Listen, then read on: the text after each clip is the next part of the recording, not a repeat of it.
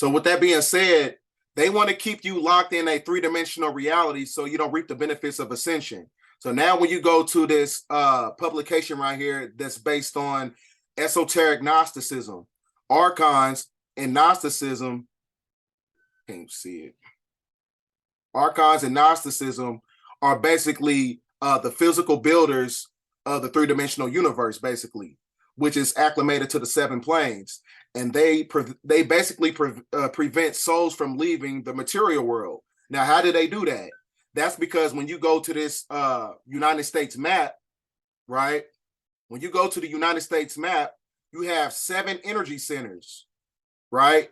You have 7 energy centers that's acclimated to the Big Dipper star constellation. So you got St. Louis, Missouri. Then you got Chicago, Detroit, Philadelphia, New York City, Boston, and then you have Washington, D.C.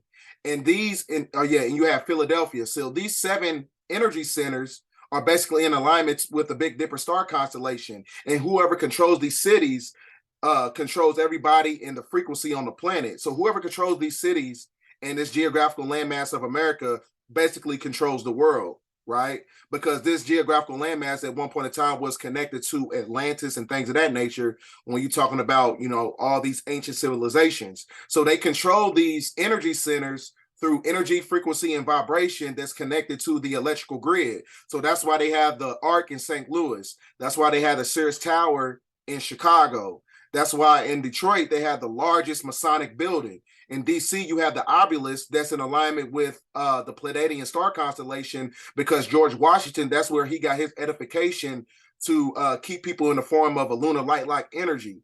Then you got Philadelphia, where you got the Liberty Bell, and the Liberty Bell is also in alignment to the allegorical story of how they stole the birthright from the Moors. So they cracked the Liberty Bell by taking our liberation, and they do the Murmurs Parade in a form of a ritual that keeps us out of our sovereign capacity. Then in New York, you got the Statue of Liberty, and you got the Empire State Building. And then in Boston, that's where you have the American Revolution back in 1975. So these 7 energy centers, like I said, these are very powerful energy centers because they're in alignment with the Big Dipper star constellation. And whoever controls these cities through energy, frequency, and vibration that's connected to the moon, which is the material world, that galvanizes the material world, that keeps you under a lunar energy. Whoever controls these cities controls everything on the planet, right?